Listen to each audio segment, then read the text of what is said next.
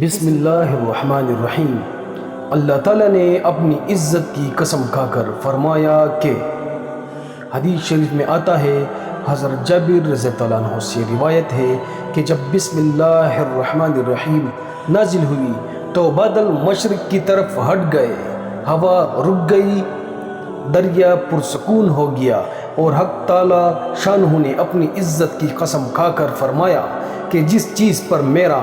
نام یعنی بسم اللہ الرحمن الرحیم لیا جائے گا اس میں ضرور برکت ہوگی۔